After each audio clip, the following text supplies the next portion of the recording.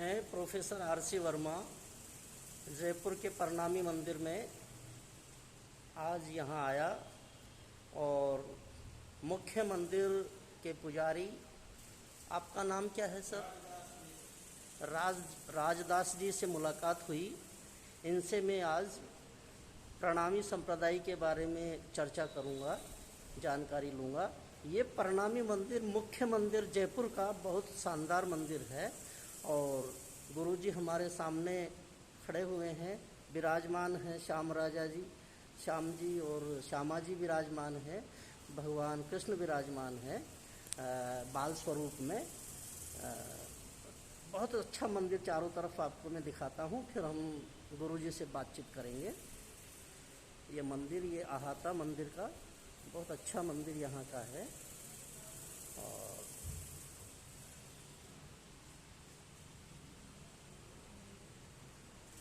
हाँ गुरुजी, यहाँ बैठेंगे आप?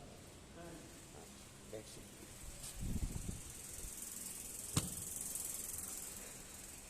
मैं आपसे ये पूछना चाहता हूँ कि श्री देवचंद्र राय जी, प्राणनाथ जी, छत्रसाल जी, ये तीनों मिलकर और इस संप्रदाय को आगे बढ़ाया, संस्थापना की।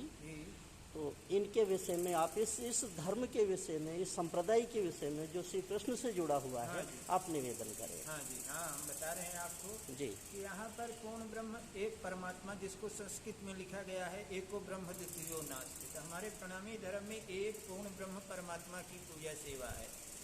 जैसे अन्य धर्मों में देवी देवताओं 33 करोड़ ब्रह्मा विष्णु महेश आदि की पूजा की जाती है, परंतु हमारे प्रणामी धर्म में पूर्ण ब्रह्म परमात्मा अक्षरातीत की पूजा की जाती है, जिसको कि कुरान में कहा ला इलाहा इल्लल्लाह, उसी को हम हिंदी में कहते हैं ला यानी क्षर, इलाह यानी अक्षर, इल्लल्लाह यानी अक्षरातीत पूर्ण ब्रह्म परमात्मा, उसकी पूजा है।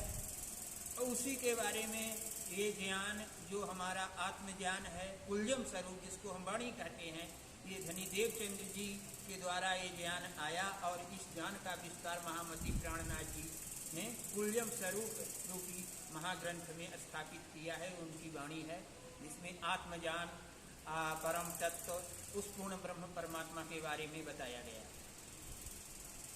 मैं आपसे ये जिज्ञासा हुई कि 3 ग्रंथ मैंने इनके बारे में पढ़े, तारतम, मेहरवाणी और कुलजम स्वरूप।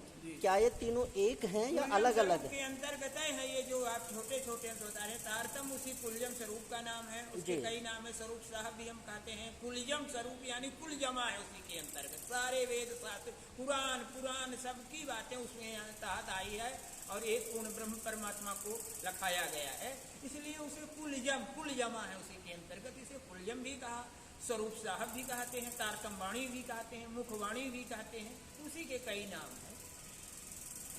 एक मैंने पढ़ा है, जिज्ञासा है कि 14 ग्रंथ जो हैं वो के तारतम वाणी के हैं। हाँ, उस तार ब्रह्म परमात्मा को 14 अंगों का वर्णन किया गया उस कुलजम स्वरूप के अंदर, इसलिए वो 14 अंगों, 14 किताब के रूप में उसके 14 अंग का वर्णन किया गया। यहाँ मंदिर में रोजाना जो नित्य पाठ होता है वो कौन से ग्रंथ का होता है? वही कुलजम स्वरूप वाणी का ही यहाँ पाठ चलता है। उसी के अंदर मेहर सागर, मूल मिलावा, प्रकट वाणी, ये सब उसी के अंतर्गत आते हैं। मूलतः तारतम जो है, कुलजम वाणी जो है वो मुख्य है। जी जी जी।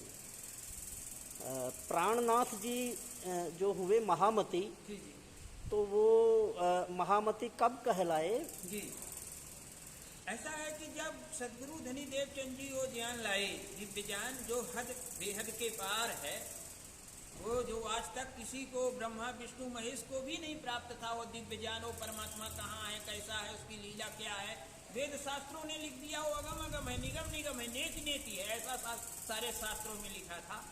उस ज्ञान को धनी देवचंद्र जी इस भूमंडल पर लाए, इसलिए धनी देवचंद्र जी का सबसे पहले नाम आता है। फिर महामती प्राणनाथ जी द्वारा उस ज्ञान को प्रचारित किया गया और उन्हीं के मुखवाणी से ये कुलजम स्वरूप के उस परमात्मा के 14 अंगों का वर्णन किया। वेद और कतेब जी तो वेद से मतलब हमारे हिंदू धर्म। सनातन हिंदू धर्म, और कतेब से मतलब क्या है आपका? मुस्लिम धर्म के जो शास्त्र हैं उनको कतेब कहते हैं। हाँ जी।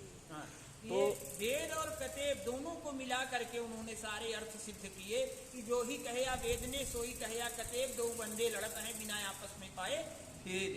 ये दोनों बंदे आपस में उस परमात्मा का भेद नहीं पाते और सांसारिक शरीर और वजूद रंग रूप की भाषा में फंस जाते हैं, आत्म तत्व को नहीं पहचान पाते, इसलिए आपस में झगड़ा करते हैं। और वो तो साहब एक ही है, चाहे हिंदू हो चाहे मुस्लिम हो, जो ही लिखा है वेद में वही कहा है कतेब में, भाषा बदली हुई है, बस थोड़ी भाषा बदली। बहुत अच्छा।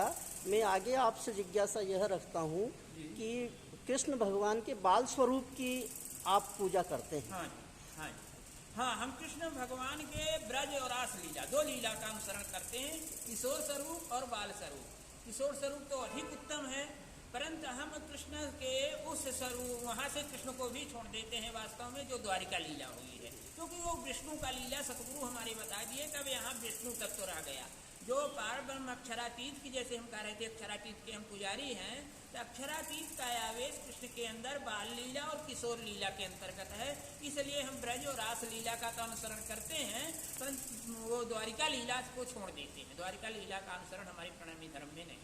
जी, मूलतः मैंने पढ़ा है कि 11 वर्ष 52 दिन हाँ, वही न किशोर के जो कृष्ण हैं जी। वो पूजा आप करते हाँ, हैं। हाँ जी। और संग में श्यामा जी की पूजा भी। हाँ, राधा जी हैं उनके साथ। जी। जहाँ से चतुर्भुजी हो जाते हैं वहाँ राधा कभी नहीं खड़ी होती, लक्ष्मी खड़ी होती। फोटो करता भी ऐसा नहीं बनाते कि चतुर्भुजी कृष्ण के साथ राधा की फोटो बनाए, वो तो लक्ष्मी की बनाएंगे। राधा कभी नहीं गई उस चतुर्भुजी कृष्ण के साथ, क्योंकि वो विष्णु का पावर हो गया, उसके मतलब पिया ही नहीं रह गए, धनी ही नहीं रह गए उस समय। जो हम अक्षरातीत की पूजा करते तो पावर चला परम धाम।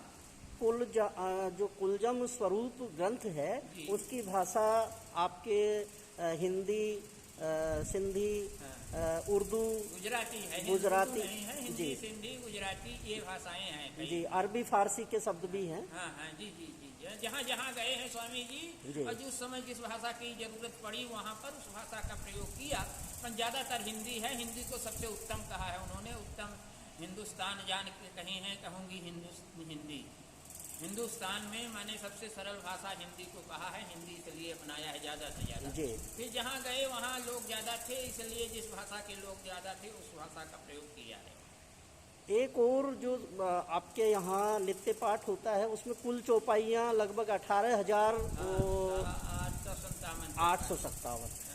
तो वो रोजाना पाठ कितनी चौपाइयों का होता है? 758। एक मिनट, थोड़ा सा मिस हुई, 18,758 चौपाई। जी जी जी। तो रोजाना तो इतनी पाठ नहीं हो सकता एक दिन में। जैसे साप्ताहिक पारायण होता है तो 7 दिन में पूरा होता है, इतनी चौपाइयाँ जो 18,758 है। और जो है तो ये नहीं तो 7 दिन का सप्तदिवसीय पारायण रखा जाता है। 7 दिन, जैसे भागवत की कथा होती है 7 दिन, ऐसे ये अपना पारायण भी 7 दिवसीय रखा जाता है। ये पारायण सुन के मुझे याद आया कि वहाँ जामनगर में भी पारायण होता है, तो क्या यहाँ जयपुर में भी होता है? हाँ हाँ, सब जगह कृष्ण प्रणामी मंदिर में आप जाएंगे तो उसी स्वरूप साहब जिसको कार्य वाणी उसी का पारायण होता है, उसी के अंदर 18,758 चौपाई। हाँ, लगभग 2 लाख लोग एक साथ इकट्ठा होते हैं। हाँ। जामनगर की मैंने पढ़ रहा था तो उसमें आया है, हाँ, उल्लेख है। बड़ा कार्यक्रम होता है, कहीं 108 पारायण हो गया, वहाँ तो बहुत बड़ा कार्यक्रम हुआ था जामनगर में।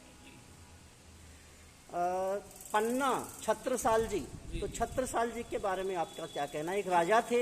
हाँ। तो उन्होंने इस धर्म को स्वीकार किया, संप्रदाय को स्वीकार किया, तो क्या योगदान उनका है? जब औरंगजेब की कट्टरता इस भारत पर चल रही थी, उस समय महामती प्राणनाथ जी, जो पूर्ण ब्रह्म स्वरूप माने जाते हैं, इस ज्ञान को लाए, इस ज्ञान को प्रचार किया इस भारत देश में। तो उनको एक राजा की जरूरत थी जो धर्म के वास्ते लड़ सके, क्योंकि उस समय औरंगजेब कहा अत्याचार बरसा रहा था हिंदुओं पर, खासकर हिंदुओं को जजिया कर लगा दिया था, 90% भाग दे दे वो। तो हिंदू के देवी देवता तोड़ दबा करके मंदिर फलक चला देता था, वहाँ फर्शबंदी करा देता था। इस तरह का अत्याचार देखकर स्वामी जी ने उसका विरोध किया, परंतु कोई भी राजा लड़ने को तैयार नहीं था। सब राजा हार मान देते थे, उसकी बातें सुनकर के औरंगजेब के खिलाफ खड़े होना है। इसलिए ऐसे राजा की प्रतीक्षा में थे स्वामी जी, जो परमधाम की आत्मा होगी, जो धर्म का मायना समझेगी, हिंदू धर्म के महत्व को समझेगी, वही खड़ा हो सकता है। उसमें जगह जगह गए स्वामी जी उस समय, परंतु कोई राजा साथ नहीं देता था। जब हर राजा का औरंगजेब का पैगाम आता था तो उनको अपने राज से भगा देते थे, आप चले जाओ महाराज, मैं नहीं लड़ सकता हूँ। ऐसे वो बहुत परेशान थे। आज जब पन्ना में आए और उन्हें पन्ना से पता चला कि ये तो ब्रह्म सृष्टि है, ये छत्रसाल ही लड़ सकता है जो है तो औरंगजेब के खिलाफ, और छत्रसाल से जब मुलाकात हुई तो उनके अंदर एक अजीब सी शक्ति देखी उन्होंने, जिसको उनको परखा, और शाकुंडल सखी, परमधाम की शाकुंडल सखी नाम की आत्मा उनके अंदर देखी। तब उनके अंदर वो जो है तो उनको ये आभास हुआ कि यही औरंगजेब के खिलाफ लड़ेगा, और छत्रसाल ने उस धर्म युद्ध को लड़ा और उनकी जीत हुई। उनके आशीर्वाद से इतना बड़ा शहंशाह हार गया पन्ना से, पन्ना के राजा छत्रसाल।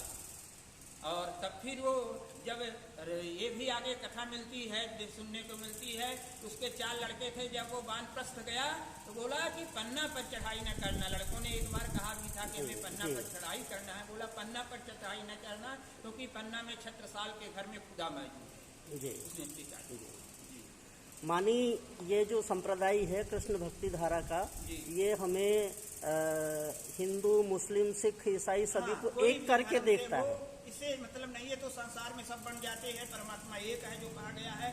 उसे हमारे यहाँ हिंदू, मुस्लिम, सिख, ईसाई से कोई मतलब नहीं है। ये सब शरीर की जाति होती, आत्मा ना आपकी कोई भी जानी बता देगा, ना हिंदू है, ना सिख है, ना ईसाई है। और आत्मा से परमात्मा का संबंध है, इस वजूद से नहीं है।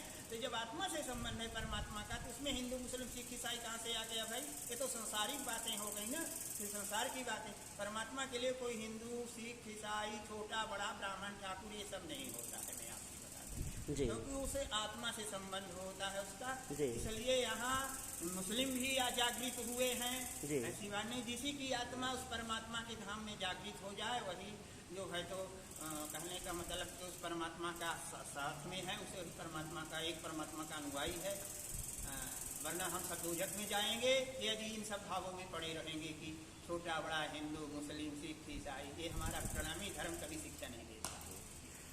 गुरुजी, आपने इस संप्रदाय के बारे में, धर्म के बारे में बहुत अच्छा बताया।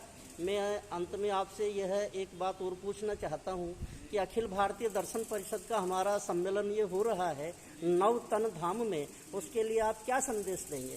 राजी महाराज जी के लिए बहुत बहुत प्रणाम, और हमारा महाराज जी के चरणों में कोटि कोटि प्रणाम। बस यही मैं कहना चाहता हूँ। वहाँ के जो महाराज जी कृष्णमणि जी, उनके चरणों में कोटि कोटि प्रणाम। मैं ज़्यादा ज्ञान मेरे पास नहीं है, बहुत बहुत ज्ञानी है इस धर्म में, ऐसी बात नहीं जो आपको और ज़्यादा संतुष्ट कर सकते हैं। आपके आशीर्वाद से हम भी 3 दिन तक वहीं नवतन धाम में रहेंगे अक्टूबर में, और गुरुजी के चरणों में रहेंगे, उनसे आशीर्वाद लेंगे। आपका बहुत बहुत धन्यवाद ज्ञान के बारे में बताने आपका भी बहुत के बहुत लिए। धन्यवाद। मेरा प्रणाम महाराज जी के चरणों तक पहुँचाइए। बिल्कुल बिल्कुल बिल्कुल सर। मैं डॉक्टर RC वर्मा, जो जयपुर प्रणामी मंदिर में खड़ा हूँ, यहाँ आचार्य राजदास जी से अभी यहाँ मुख्य पुजारी है प्रणामी मंदिर के, उनसे मैंने वार्ता की। इसके बारे में बहुत ज्ञानवर्धक बात उन्होंने हमें समझाई है। यह पूरा जो वार्तालाप है वो मैं अखिल भारतीय दर्शन परिषद के सभी साथियों को सादर समर्पित करता हूँ। आप इसको सुने और ये जो अधिवेशन हो रहा है अखिल भारतीय दर्शन परिषद का, इसका आनंद लें। जय श्यामा जी, जय राज जी। और इस प्रांगण से, जयपुर से प्रोफेसर RC वर्मा अपनी बात को यहीं समाप्त करता हूँ। राधे राधे। मेरा नंबर भी जोड़ सको तो मोबाइल नंबर। अच्छा, इसमें गुरुजी अपना मोबाइल नंबर दे रहे हैं। कितना नंबर है बोल दीजिए। 60236845। बहुत अच्छा, गुरुजी ने अपना नंबर भी दिया है, वो भी आपको उपलब्ध हो जाएगा। धन्यवाद जी।